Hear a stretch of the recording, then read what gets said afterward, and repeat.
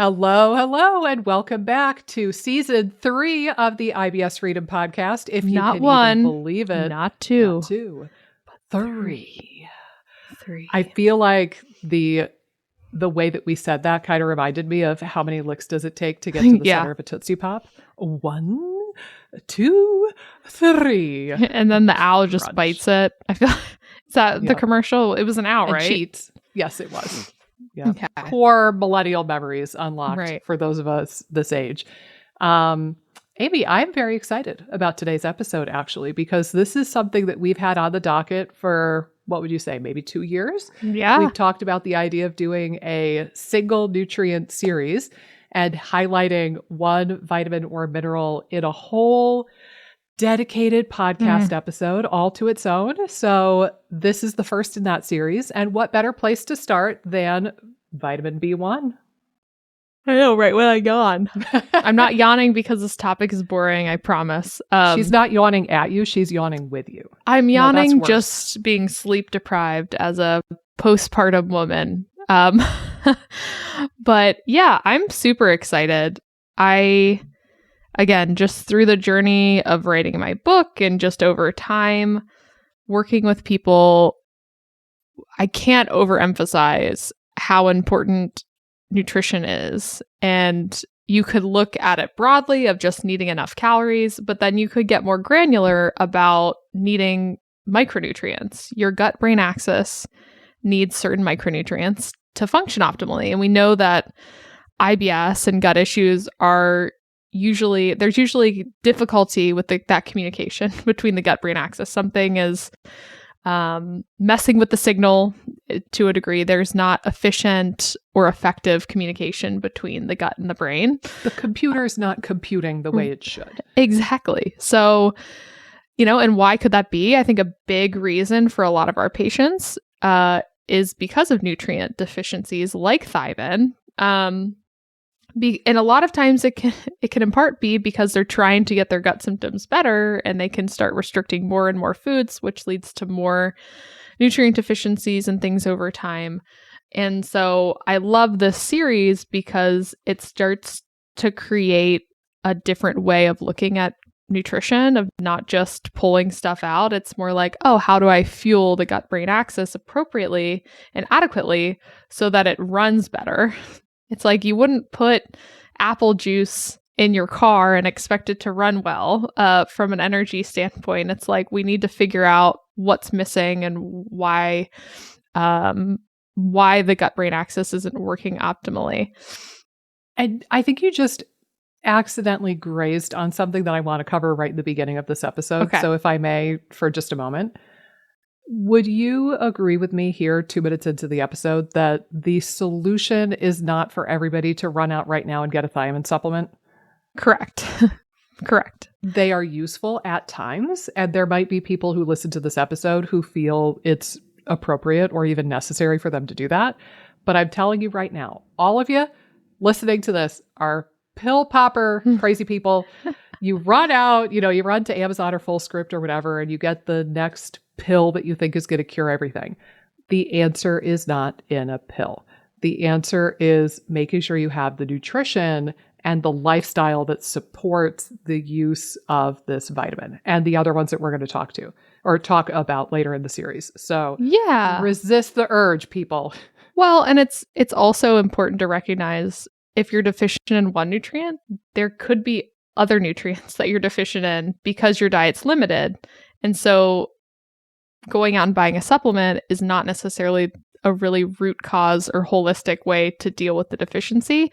You could get way more bang for your buck working on increasing certain nutrients dietarily and have like synergistic effects. Like maybe you've looked at your diet and you see like, oh, I'm low in these 3 or 4 nutrients. You can find certain foods that might cover 2 or 3 bases versus going out and buying a vitamin E supplement and a vitamin B1 supplement and a vitamin A or whatever it is, or a multi. Like I think you can get a lot more benefit by looking at nutrition in a more synergistic, holistic way of, oh, I can get some of this in dietarily, and you probably will absorb the nutrients better from food as well. Not in all cases. Like the good news, if you were to do a B1 supplement, or if you were deficient and there's signs of that and you kind of get confirmation of that, I don't think a B1 seems like a pretty safe supplement to try, and you can kind of pee out excess B1.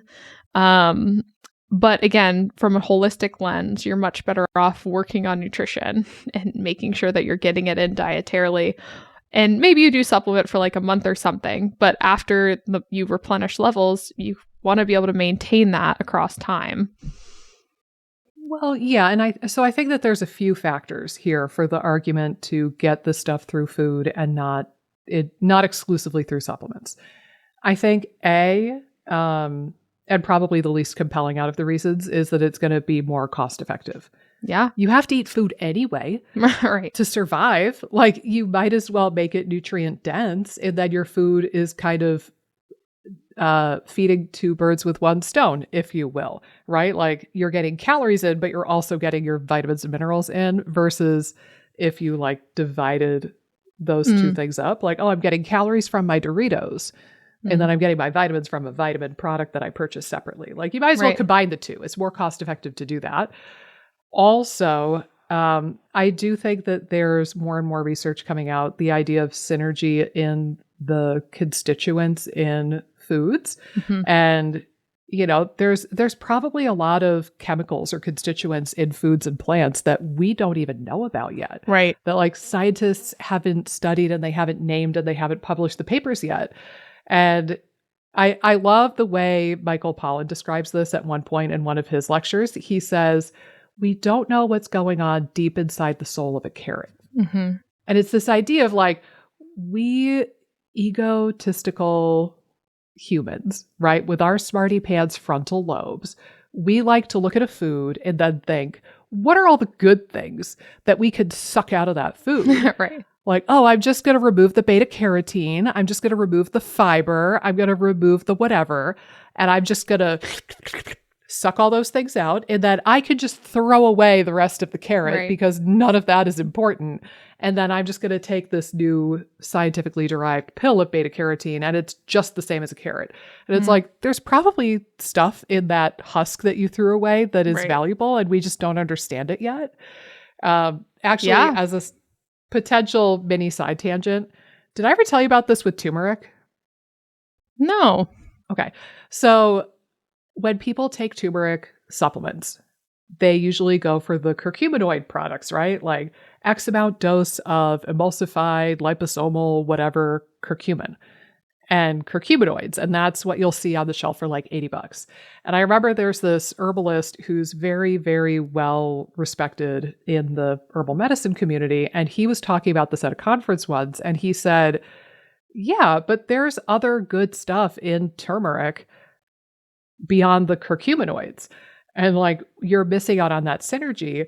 And he made a point of saying that he's had people who are taking the expensive $80, $90 bottle curcuminoid products, and it works, but then he has switched people over to just a tincture of turmeric, and it works equally well, but for a fraction of the cost. And so I actually went home and I did that. I had a patient who had arthritis, and she was on one of those super expensive curcuminoid gel cap formulas, and it was working for her. And I still remember her name, Bonnie. Hi, Bonnie, if you're listening.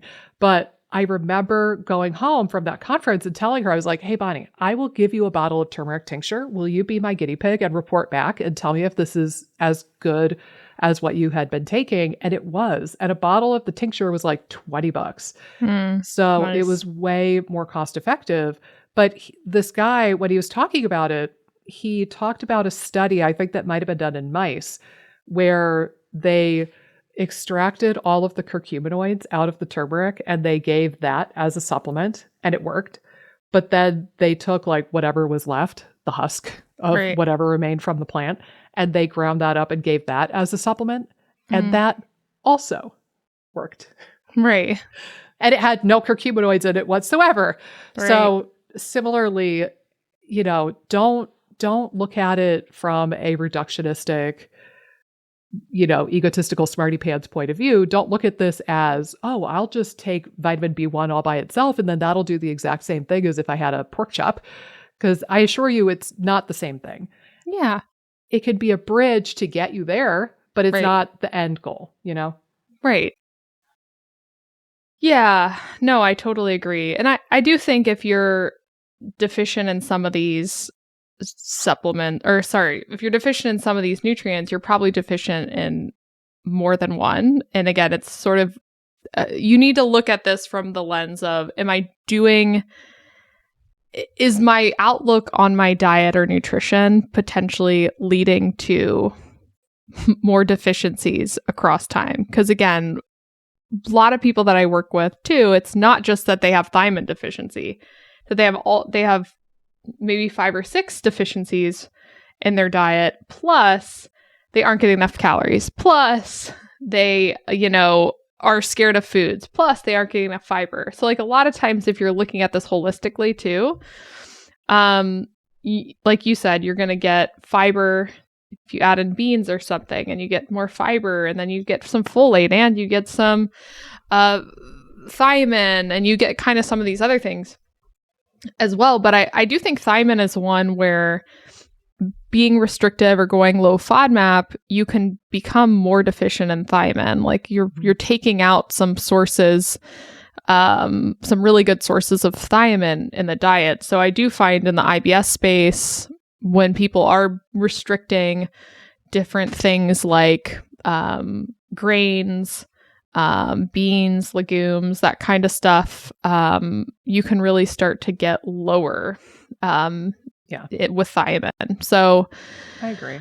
And that's something to keep in mind too. It's just the simple fact it could be kind of a symptom of the restriction. The fact that your thiamine's a little bit low because a lot of these foods are thiamine rich that we're removing. Well, it goes back to what we've talked about a lot on this podcast. It's this idea that you're digging yourself a deeper hole and you don't even realize it, but then your chief complaint is that you can't see out of the hole. Right. And like every practitioner that comes along, every internet influencer, other than us, who comes along is just handing you a new shiny shovel. Right. Like, oh, but this shovel is diamond encrusted. This shovel is made out of platinum. Right. Like it's still a shovel at Right. the end of the day. It doesn't matter what it's made out of. And the restriction is, in this case, a really big shovel. But actually, I wanted to lead the episode with this, and I'm going to give myself a point because we're doing this before we hit the 15-minute mark, which is pretty decent for us. But I will say this. Let's maybe paint a little bit of a picture of who might be especially vulnerable to thiamine deficiency, or like the populations where you would see it the most. So I pulled up some notes that I had on thiamine from a while back. And this particular list of like kind of quick reference, like vulnerable populations, I had gotten from selfhacked.com, which I think it's a pretty decent website usually. So they list, for example, vulnerable populations, people who would probably be more prone to thiamine deficiency, athletes and super active people. And we could explain these later. Let me just rattle them off for a sec. So athletes or super active people, alcohol abusers, pregnant and nursing women, diabetics, cancer patients, obese people, people with hyperthyroidism, and people who take diuretics or chemotherapy. And then I would agree with you. I think that anybody who is on a super restrictive diet is at risk of nutritional deficiencies, but particularly like the low carb, low FODMAP kind of bend that we see in the IBS population, I think sets you up for that. I will say too, I've seen this swing both ways. Because thiamine is so necessary for carbohydrate metabolism, I feel like if you, pardon the expression, if you fuck up your carbohydrate metabolism enough, I feel like that's going to mess with thiamine. And I've seen people clinically where this became relevant, and like either people who went on kind of a bender and they ate nothing but carbs for a while, or people who get super into fitness, Like there was one woman, she was doing figure posing, you know, the thing where you get like super abnormally shredded and you wear like spray tan, and then you go out in a thong bikini and stiletto high heels and you pose in front of people in a judge panel. She was doing that, and she ran herself into... Did you say finger posing or figure posing? Figure. Okay. So like bodybuilding. Is it bodybuilding or... Figure posing is its own sort of world, apparently. Okay. And the whole... I thought you were saying finger posing, and I was like, ooh, what is this? That's kind of even better. Can we like make a new thing and call it finger posing, and we just we take pictures of our fingers like this, like right, like our fingers are people walking. Yeah. I'm going to tag you in an Instagram story with no other context whatsoever. I'm just going to like take a picture of my hand like this and call it finger posing, and I'm going to tag you, and nobody's going to know what we're talking about until they listen to this episode. That's true. But yes, figure posing. Okay. But again, it's like you're getting abnormally ripped and shredded and lean and like 0.0001% body fat. Right. But I remember I worked with a woman who was getting super into fitness, and I think it was figure posing. And she only ate like chicken breast, broccoli, and white rice for months and months and months while she worked herself into the dirt with her workouts. And then after the figure posing competition was done, she went on a total bender and she ate nothing but like bread and cookies and carbs. Yeah. Because she over restricted for so long that when the competition was over, she just snapped and yo-yoed aggressively to the other direction. But that was around when her symptoms all started. And we looked at that and we were like, oh, so you basically burned yourself into this thiamine deficiency place. And then you ate nothing but carbs exclusively and sugar for a period of time where you really needed the thiamine to process that. And then you burned through any remaining thiamine that you might have had on hand. And then your autonomic nervous system suffered the consequences of that. And now here you are stuck talking to me. And of course, by the way, she had done all of the quote unquote SIBO diets by the time she met me. Digging herself a further hole. Yeah, I think you're right in terms of some of the dietary extremism potentially driving some thiamine issues, just because thiamine's responsible for carb burning, or like it plays a big role in carb metabolism and carb burning. And so if you're overdoing it, you're going to need, or if you're eating high carb, you're going to need more thiamine. And some people can kind of keep up with that, and that's fine. When you are low carb, you don't need as much thiamine, but you're also not eating as much thiamine. Yes, she's wearing a Llama Mia shirt. Beautiful. Llama Mia. But yeah, I mean, I think if you're not eating a ton of carbs, you are going to you're not going to need as much thiamine, but you're also not going to get as much thiamine because you're not eating a lot of the higher thiamine sources like whole grains, legumes, that sort of stuff. So I think you're exactly right. When people sort of oscillate back and forth, it can be really problematic. And I do think one sign of needing some thiamine is if you've tried to go from a low carb diet to eating carbs again, and you have some squirreliness and you're not tolerating that super well, you may really need to work on increasing thiamine. And so if it feels like you're kind of having a glucose intolerance issues with that and some issues kind of processing carbs, that could certainly be it. And I would say to give that a little bit of time, because there could be naturally some swings that happen when you add some carbs in that you haven't eaten. Your hormones need to adjust. So you need to increase insulin levels and things like that just naturally come with adding carbs in. So there has to be some natural adjustment that you give yourself. But if you try to add carbs in and you've continually been hindered and haven't really gone through an adjustment phase, you just naturally don't feel well. Whenever you've tried to do that, that might be a time to explore thiamine. So I would just keep that in mind. That would be usually like some of the people that I've worked with where, they're trying to increase carbs and they're noticing, I'm having some tolerance issues to this. The only other person that you didn't mention that I think could also and we somewhat mentioned it, but people that are gluten-free, I feel like a lot of the gluten-free options, especially if people were eating grains that were fortified with thiamine and fortified with some nutrients, if you can then switch to gluten-free items, you're usually going to have a lot less thiamine. So sometimes that could be something you weigh in, is that switching from like more whole grain options. Maybe if there was a little bit of supplemental thiamine put in, like they do with a lot of the foods, you might get a lot more deficiency symptoms switching to like a gluten-free diet. Yeah, that's a valid point, because actually I brought up, there's an NIH page that's just handy to reference when you want to look up, foods that are high in X nutrient. Right. And the number 1 and number 2 spots are both fortified grain products. So the number 1 spot goes to fortified breakfast cereals. And then the number 2 spot goes to enriched egg noodles. Mm. And then then the number 6 spot is an English muffin. Right. So there's 3 out of the top 6 foods would be eliminated on a gluten-free diet. Right. And then you look at the other ones, pork chop, trout, black beans, mussels, tuna.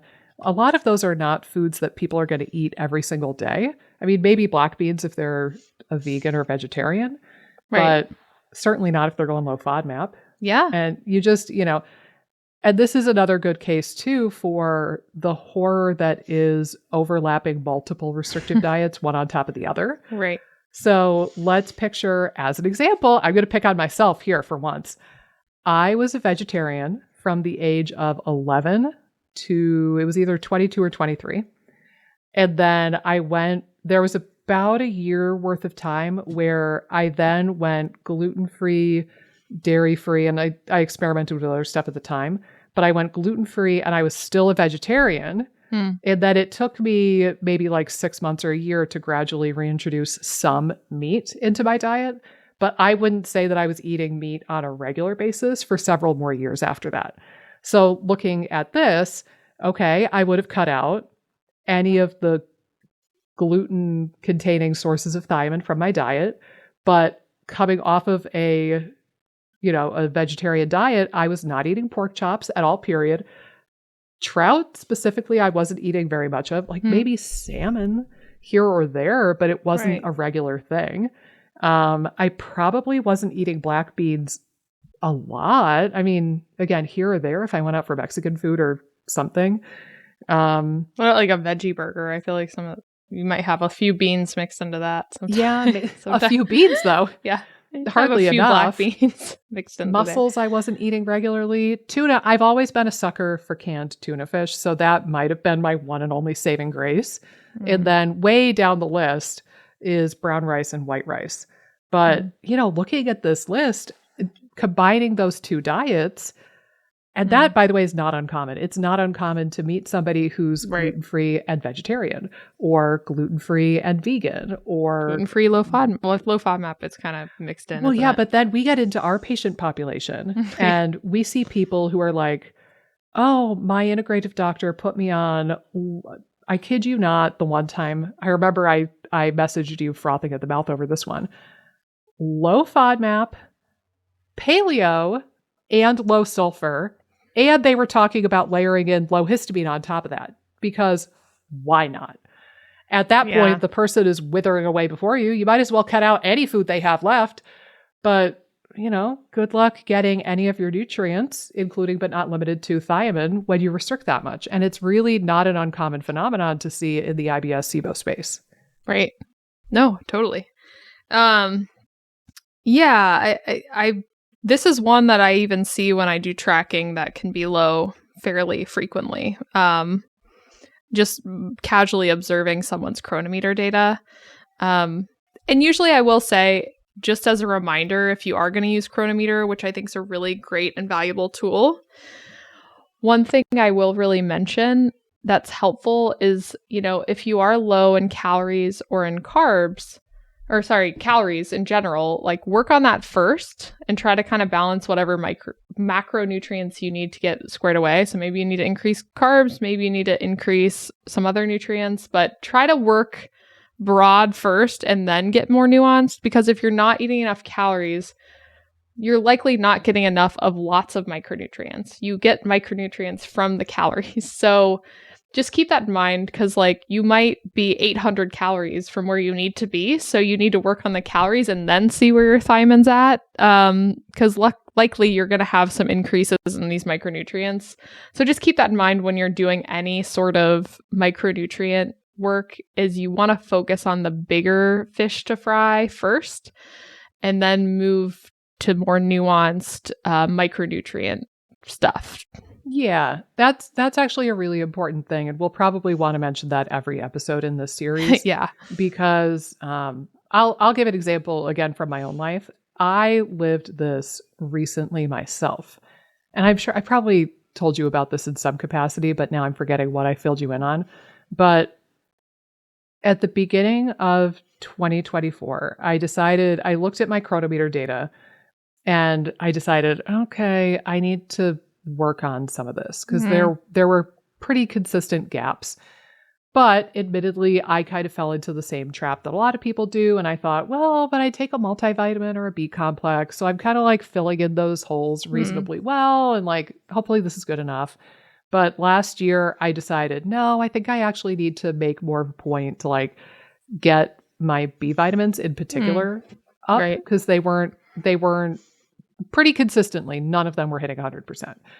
And I was cruising at like 60, 70, 80% on average for all of the B vitamins. And I was like, all right, I think I'm at a point in my life where I'm going to say that's not good enough anymore. Even with the B complex or whatever supplementally. But I was looking at my chronometer and I started kind of examining myself, and I thought, you know what though?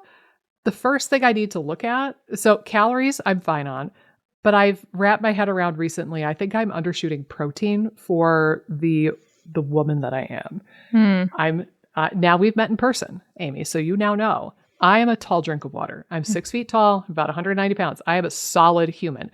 And so I think I just need more protein than I ever realized. And again, coming off of a vegetarian diet for a lot of years, I think that kind of all my life I've undershot protein and didn't realize it. So I decided before I tackle any of the B vitamins or any of the other things, I'm just going to take some time to focus on protein and nothing else. And I did not do any chronometer tracking. I just kind of loosely tabulated my head and kind of thought, oh, I need more protein today. And I took about 6 months to just get the protein thing dialed in and make it feel normal, second nature, like, yeah, I've got this. Then in October, about 6 months later, I did another couple weeks of chronometer tracking, and not only had my protein increased, which I thought that it had, but also almost all of those B vitamin deficiencies cleared up as a consequence of just getting more protein. Yeah. Overall calories the same. I took away from carbs or fat or both, I forget which, but I just shifted my macros around, prioritized protein for the first time in my life. And not absurd amounts either, but just prioritizing protein cleared up all of these other issues. Right. And now the list of stuff I have to work on is so much more manageable. Now it's like, oh, okay, I still need to work on folate, but folate is the one B vitamin that's more abundant in plant foods. So that kind of makes sense that the protein thing didn't fix that problem. So I have one single vitamin to work on instead of a dozen or whatever it might have been previously. So yeah, priorities, people. Calories first.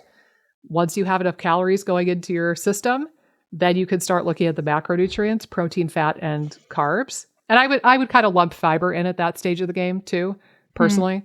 Then go on to vitamins and minerals and like more of the detailed work. But doing it this way, you'll find that you have less to work on, and it will be far less intimidating if you go about it in the right order. Yeah, for sure. Yeah, I mean, I think in terms of like, where do we go from here do you want to talk like signs, symptoms of deficiency? Yeah.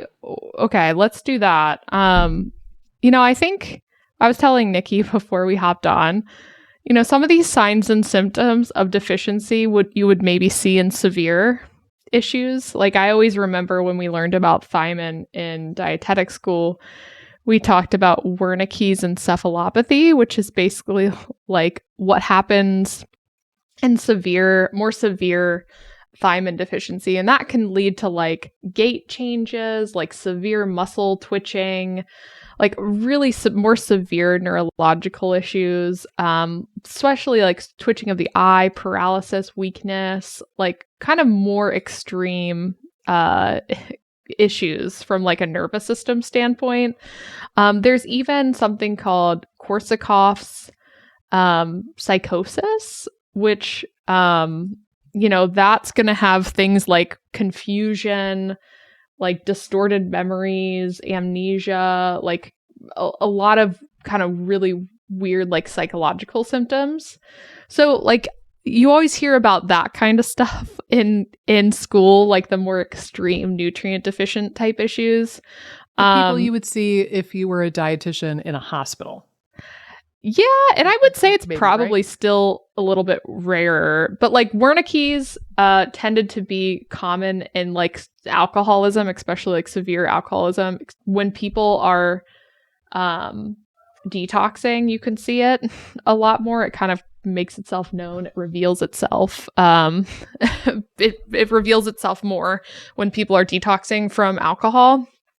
But yeah, you kind of hear about more of the extreme cases in school and maybe in a clinical setting, like a hospital setting. But I think you can definitely see some of the more like mild to moderate symptoms that could be still bothersome, but they're not like, whoa, there's a major issue here. So they can be more subtle. And I think anything that could be like tingling or neuropathy type symptoms can sometimes be things I've seen. One thing I have seen too, with thiamine, like we were describing before, a lot of like carb intolerance issues, where it hasn't really gotten to the point where you're seeing like really clear like neuropathy type symptoms. Sometimes like feeling like you're not as coordinated, but it's not like extreme, could be a symptom. There can also be some like cardiovascular type symptoms like irregular heart rate. That kind of stuff could be at play. I think too, to go to like the really low hanging fruit, fatigue and brain fog. Oh yeah, can for sure be symptoms of this. And that's really common in this group of folks. Now, again, it could just be that you are undernourished, right, and you're not eating enough calories or enough carbs just in general to fuel your metabolism. So fatigue and brain fog, you don't automatically get to jump to, thiamine deficiency or beriberi. But I think that also, again, because you need thiamine to metabolize carbs and run your Krebs cycle and make ATP, make energy, right, you could just be tired and your brain might not work right and your neurons might not work right if they don't have enough ATP. Right. So like thiamine is needed to extract fuel from your food. Yeah. So yeah, I think you're right. You're definitely going to see more subtle symptoms typically in our patient population. I have seen neuropathy type symptoms with some people that have thiamine issues in my patient population, but I think you're right. Like the fatigue energy piece is big. And I think sometimes motility issues gut-wise, I mean, it has so many effects gut-wise, which we can talk about. So again, go ahead. Do we want to just briefly touch on why? Because among the different neurons in your body that need thiamine and need ATP delivery to work, your autonomic nervous system, which is basically your gut-brain axis and your fight or flight system, like that part of your nervous system needs thiamine very much and needs ATP. Yeah. So there's like neuropathy that you could get in your hands and feet and tingliness that you can get from thiamine deficiency. But there's also autonomic nervous system neuropathy, where your vagus nerve doesn't work so good and you can't control your motility and your gastric emptying and your bile flow and whatever else. And I think that's where a lot of it comes into play, is that your autonomic nervous system is compromised because of the deficiency. Yeah, for sure. I think, again, if it's sort of leading to deficiencies in your autonomic nervous system, it's going to affect every aspect of digestion and motility, right?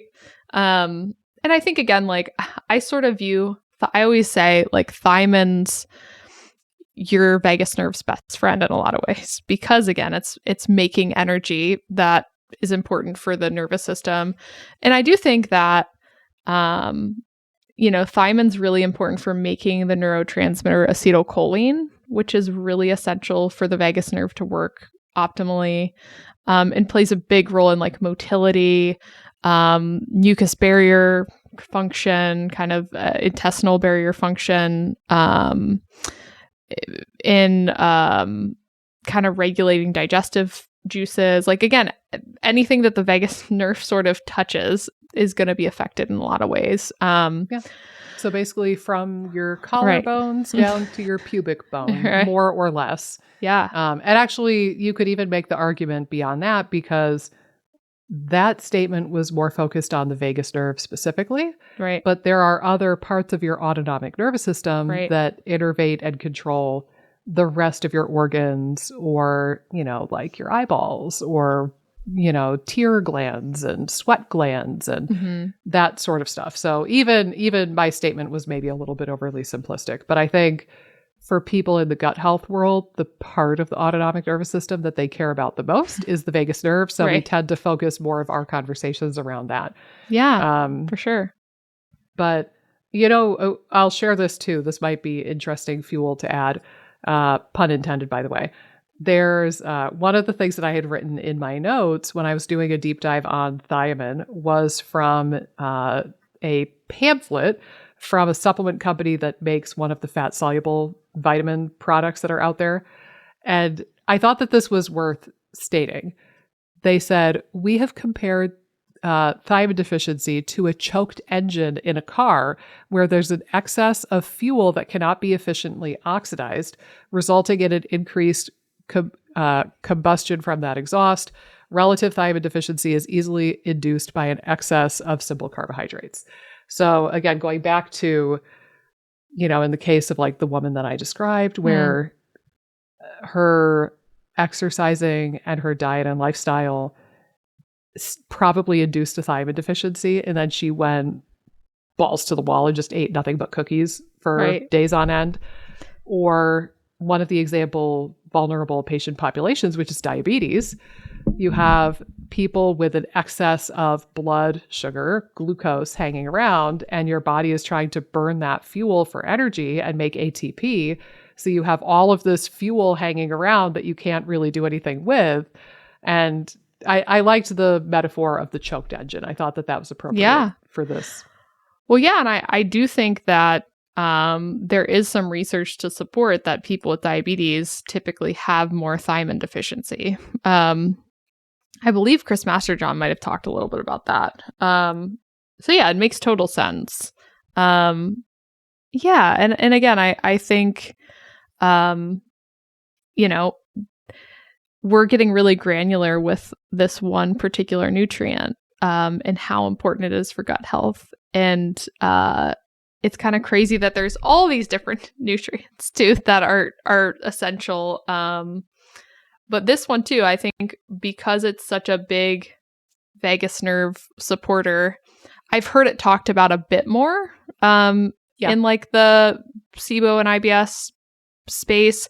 I actually had one patient too who was working with a doctor who was doing a whole bunch of like studies basically on thiamine. I don't think any of it had been released, but he was doing all this like experimental stuff with really high dose thiamine for SIBO.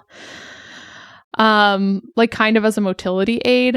The guy that I was working with actually didn't get like much benefit. I think like he had gotten enough thiamine, like it might have helped at first, but like more wasn't necessarily better. But it was kind of interesting. I remember hearing a little bit about using high dose thiamine in the SIBO space a few, like 1 or 2 times in my work. So I do think I've heard it more so than it gets more press, I think, than some other nutrients. Yeah, I agree. I think it does. I will say, I think thiamine could be a supporter of motility if you give thiamine to somebody who's deficient. Right. But like super flooding the body above and beyond what that person actually needs is probably not going to have an effect, is my guess. It's kind of like, similarly, maybe this will help. If you take somebody who eats enough vitamin C and they are not deficient at all in vitamin C, if you give a group of people like that a vitamin C supplement, it will do nothing to reduce cold and flu and upper respiratory infection because they're not deficient. They don't need more vitamin C. But if you take a group of people who's deficient in vitamin C and then you replace the thing that they lack, which happens to be important for immune function, then vitamin C supplementation can help reduce upper respiratory infections like colds and flus. And I feel like similarly, if you took a group of patients with SIBO and if you could kind of break them up into thiamine deficient and not thiamine deficient, I think that would predict the efficacy of a regimen like that. And it's not anything against thiamine. It's just like you're gonna see like the therapeutic effect if you actually were depleted in that thing. Yeah, I agree. Yeah. I feel like similarly, if you are deficient in magnesium and then you take magnesium, then maybe you'll see a resolution in symptoms like, say, constipation. But for sure, if you were not deficient in magnesium in the first place, you're probably not going to see anything super profound from taking a magnesium supplement. So there's lots of examples of that, but it is interesting. I've seen this a lot in the POTS and like the like, autonomic nervous system dysregulation kind of community as well. And we know that there's a pretty significant overlap with like POTS, dysautonomia type stuff, and the gut health world. And again, since the autonomic nervous system in particular seems to be vulnerable to thiamine depletion, it makes sense. Right. I find that a lot of those people have already tried thiamine by the time they reach me. Because like they're Googling, they're finding this information. This is not new news to them. In the Reddit threads and Facebook forums and and I think again, like if you're listening to this episode and you're like, ooh, maybe I am someone that needs a little bit of thiamine, I think what should you do, or like what would be the action steps? I mean, first and foremost, again, I would say seeing what you're taking in would be a good first step. And again, like I said before, you want to be focusing on broader things first. So make sure you've covered calories and like macro balance first, and then you can kind of hone more specifically on micronutrients. But if you've already done that and you look and you see like, oh yeah, I'm pretty consistently low in thiamine across days, I think you could do a couple things. I mean, first, you'd want to work on getting more thiamine in your diet. I think, for a lot of people in our world, it might be building tolerance back up to some of these foods if you haven't eaten them in a while. So that could be whole grains, that could be things like legumes. Nutritional yeast has a decent amount of thiamine as well. I know Chris Masterjohn kind of recommends that as a way to boost your thiamine intake. So like that could be helpful. You could also, again, look up different sources and kind of see, ooh, I can work a little bit more of this in for thiamine. So I think that could be really an important step. So like kind of looking up, seeing where you're at, trying to figure out ways to fill the gaps. And maybe, again, that is just building diversity back up and kind of working on tolerance building. If you do feel like you want to like explore labs, like which you could get like LabCorp thiamine, like the TPP I can never know how to pronounce it, the thiamine pyrophosphate in the blood. You could kind of look that up and see if you're sufficient. I think the other thing, if you were curious about a supplement and you're really struggling to get some of these foods in, you could supplement for like a month or something as a test to see like, hey, does this make me feel better or not? And I do think it's a pretty low risk experiment. Like you just kind of pee out excess B1. So it's not necessarily something that I would think, I mean, you never know. Some people can react to certain things, but it's, I would say, a very low risk, low reaction supplement you could potentially try and see like, ooh, do I notice any benefit or not? And you could kind of use that as a gauge if it's something to keep in mind. Yeah, you kind of use the supplement diagnostically in a way. Right. And I'll share too, I have seen some people who try a thiamine supplement and then within a couple days or even a week, they're like, wow, this made a huge difference. Right. I will say, I feel like if this is going to be something that really moves the needle for you, you will be aware of it within about a week. Yeah. I have yet to see a single person who's like, thiamine supplements did nothing for me for the first 3 months, but then man, when I hit month 4, ooh, it was good. Like I have not personally found that to be true. So, sometimes you talk to people about their supplement regime and you get talking about it. It's like, oh, well, do any of these make a difference for you? Like, do you feel better on them? And they're like, oh, I don't know.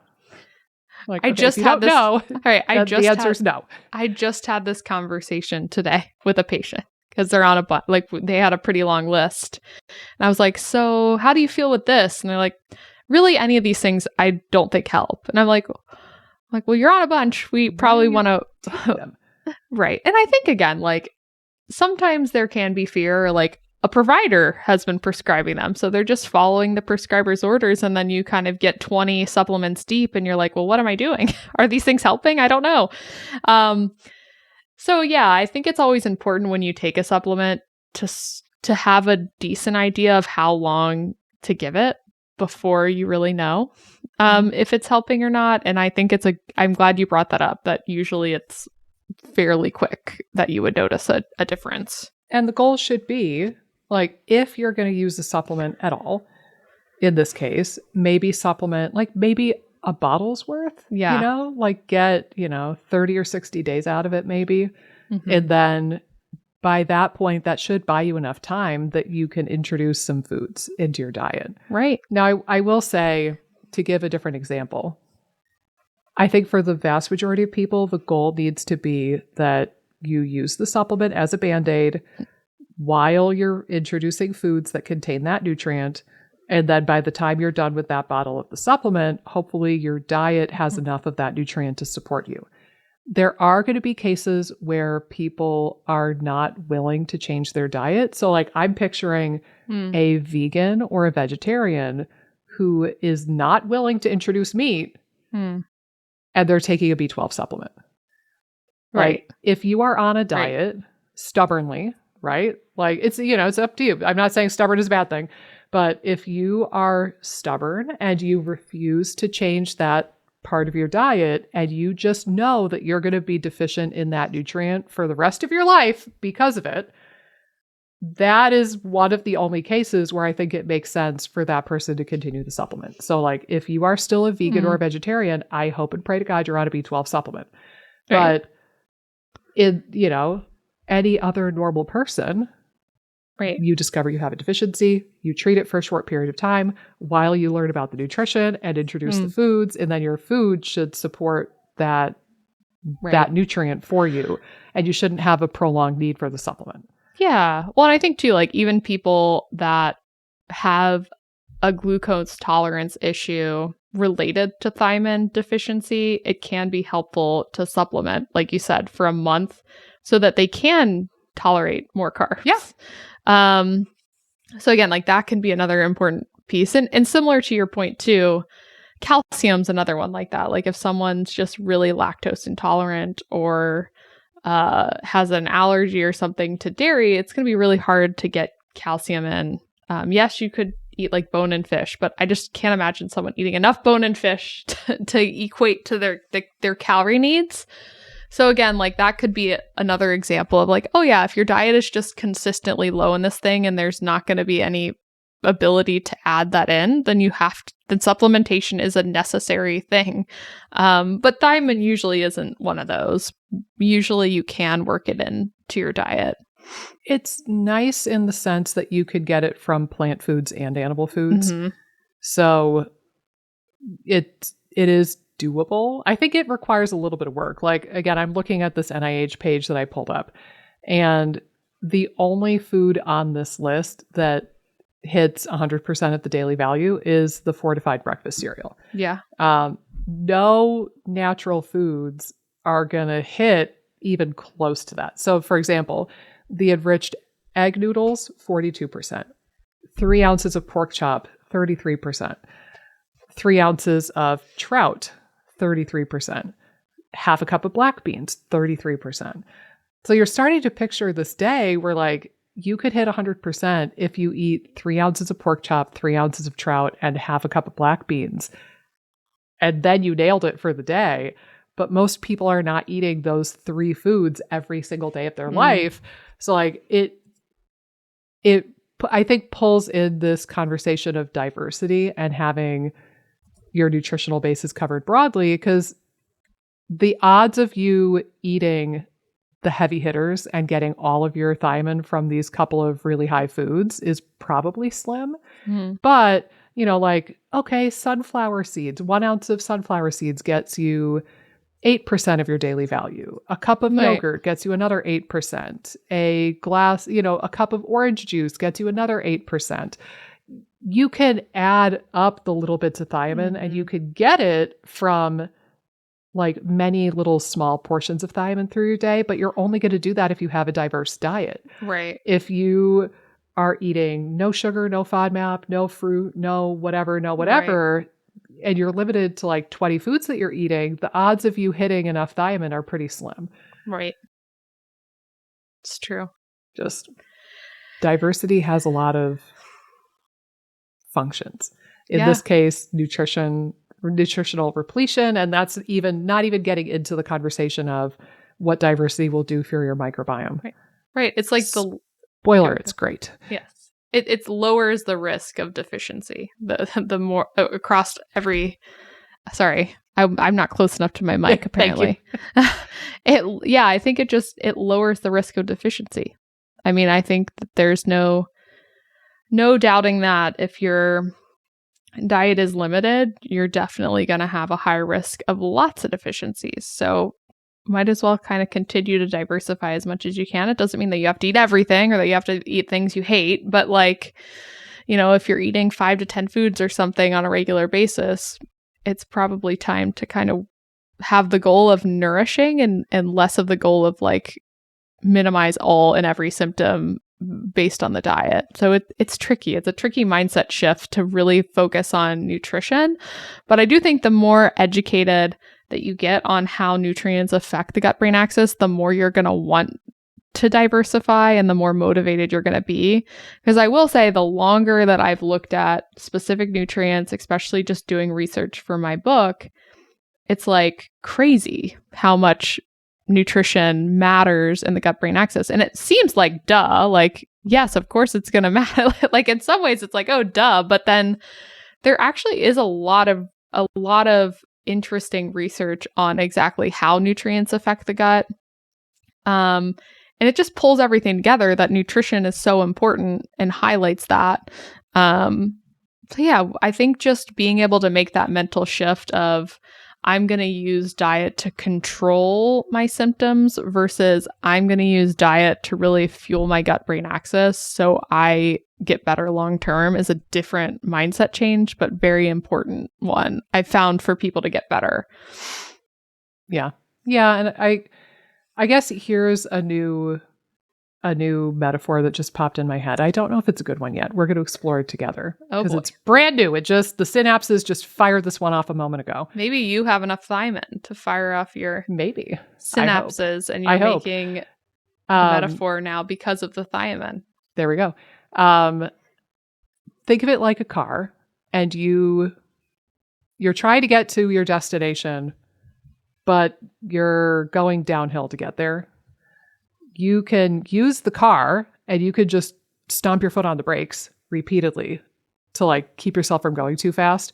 Or you could use the car in the sense of like grabbing the steering wheel and steering yourself where you want to go.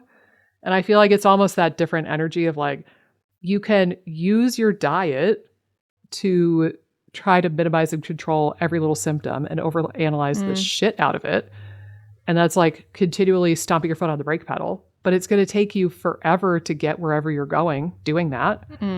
Or you could just learn how to grab hold of the steering wheel and steer your diet in the direction where you want to go or where you know you need to go. And it's a different energy. It's like panic and hit the brake pedal, or steer the ship, like command the ship and take it where you want to go. Right. Well, I think there has to be an energy shift of like, I'm willing to accept. Sorry, I was too far from the mic. I don't know what's happening. Someday we're going to teach Amy how to podcast. We're only 202 episodes in, people. You know, my back's kind of bothering me, so I'm like kind of stretching. But yeah, I mean, I think now I've totally lost my train of thought.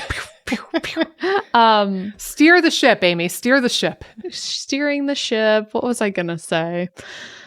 Oh, well. Hopefully it wasn't some, oh, you know what it was? Okay.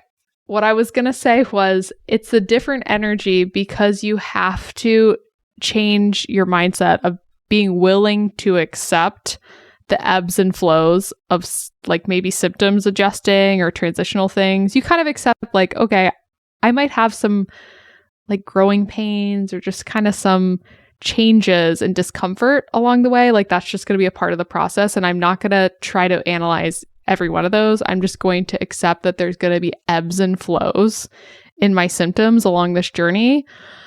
So there's a level of accepting that, but then trusting that shifting to be more nourished and shifting the approach is going to lead to long-term benefit in your gut-brain axis. So I think there's kind of like, there's less urgency because you're accepting that there's just going to be some changes gut-wise, and there's going to be sometimes discomfort and days where you might have a little bit more symptoms, and you're kind of like accepting that that's a part of the process instead of resisting and like, you know, trying to prevent every symptom. Yes. Yeah. Yeah. And, you know, Lord knows that's easier said than done. 100%, right? For sure. Especially if you have a lot more like kind of health anxiety as part of this, and you're really just, you're exhausted by this whole process, and you don't, you know, you feel like you've tried everything, and it's a lot. But to the degree that you're able to let go and pivot towards nourishment, pivot towards health, rather than resisting disease, I think that's one of the best things you can do for yourself. And it's not going to happen overnight. I think if you could just take baby steps and kind of like try to give yourself some grace as you're shifting the mentality. You're still probably going to get into a tizzy sometimes and, you know, be pissed and upset and react when you have symptoms. We're all human, and that's just going to happen. But I think you know, if you can start shifting it like, okay, maybe that doesn't happen 100% of the time. Maybe that's 50% of the time now. That's progress. Or like, again, even just learning more about nutrients makes you intrigued and want to focus on that and approach IBS recovery in a different way, in a different mindset. Yeah. And, you know, I think as a side note, by the way, before I forget to mention this, as we go through this nutrient series, if you want to learn more about the individual nutrients and where you can get them through food, you know, there are databases. You could play with Chronometer and learn a lot, but I want to put a plug in for the Nutrivore website. Sarah Ballantyne, formerly known as the Paleo Mom, has a fantastic website and accompanying book called Nutrivore. And you can navigate on there, and you can fiddle around, and you can go to the nutrient section and then learn about every single vitamin and mineral. What is it used for? A little bit of the research, what foods contain that vitamin or mineral. And it's a really user-friendly platform, I think. And it's And it's presented in a way that's not going to scare the willikers out of you, which is really, really, really important. If you just do a Google search or if you go to the Facebook forums or the Reddit threads, it's a crapshoot. You might find information that's valuable, but you might find information that is very fear-mongery and scary, and it just makes your health anxiety that much worse. Nutrivore is not like that. It's just very like scientific and down to earth and like helpful. So wanted to put a plug in there. I have one more thought to share. No, two more. I lied. They're quick. I promise. Okay. Look at this hair though. Look, you see that? Your hair? See this little? Yes, you have a stray. I have a stray guy there. I keep looking at it. Look, I keep just making it worse. I keep like trying to like. You are. Trying to pat it down, but it just, is Amy, just go. Ew, I'm not going to spit on my hand on camera. She'll do it off camera, but not on camera. I'm just going to do this. Okay, because that doesn't look weird even a bit. No, actually, you know what they make? They make a... I'm just going to look like this then. Then you can't see it. Equally not weird. Sure. It looks like I'm like telling a joke. They make a wax stick for hair and you can really? Tame down your flyaways. I discovered that in recent years. So if I put my hair in a ponytail and I have a lot of fuzzy flyaways, I'll sometimes like wax them down. It's pretty hot. Yeah, little hair pro tips with Amy and Nikki. Frizzing or something. Focus, darn it. Focus. 2 more tidbits to wrap us up. These are the rewards for the people who stayed with us until the bitter end.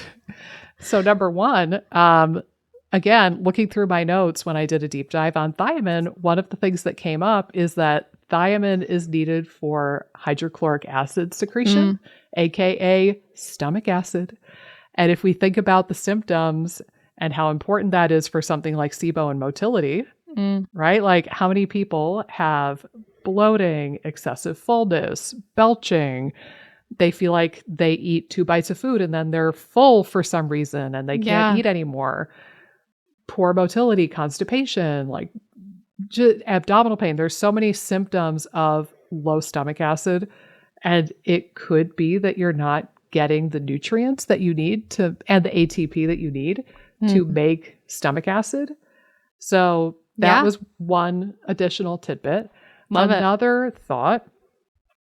This I thought was interesting, and then there's actually a little bit from a research article that I think supports this. So in this research article, it's actually titled Thiamine, the Spark of Life. Whoa. Ooh.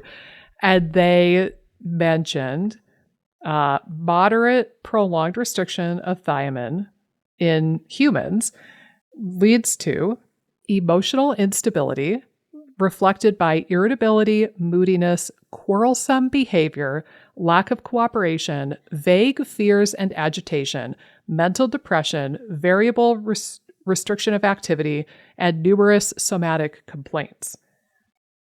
Kind of interesting. Then, in a different research article, let me scroll to find it, these guys made, so this one was titled Thiamine and Magnesium Deficiency, Keys to Disease.